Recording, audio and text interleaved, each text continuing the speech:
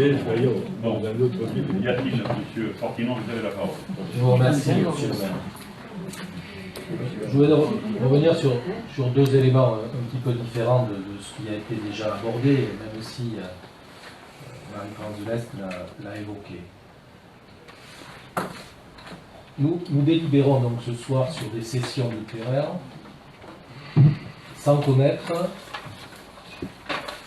les conditions réellement économiques qui vont être faites à ceux qui vont acheter et à celui aussi qui va vendre.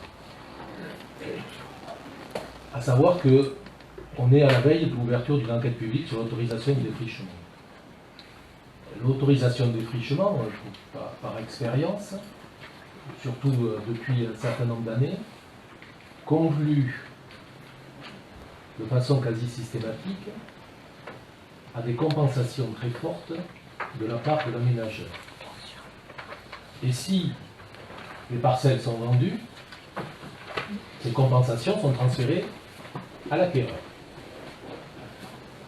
Donc, et tout ça n'est pas du tout évoqué.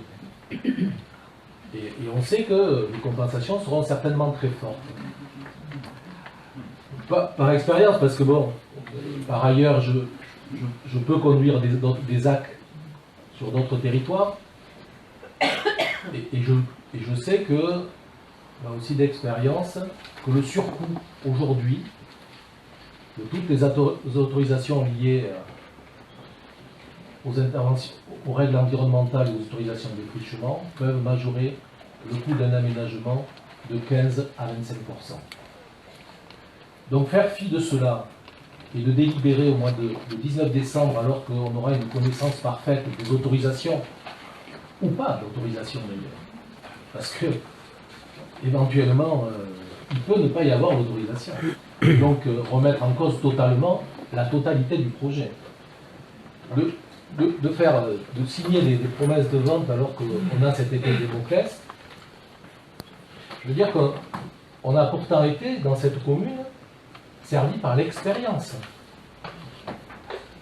Il y a encore, parce que vous nous dites que qu'on délibère et qu'on n'est jamais amené à recommencer.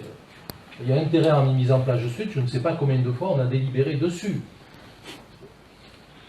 Et pour lequel, d'ailleurs, la session n'est toujours pas réalisée. Et donc, on peut demain être confronté à la même difficulté. Et toutes les délibérations de ce soir annulées, sine die. Donc, ça, c'est le premier point. Je pense que tout le monde puisse quand même mesurer l'incongruité et du vote du budget qu'on a voté, le premier point, et maintenant des sessions qui sont quand même conditionnées à des autorisations que nous n'avons toujours pas.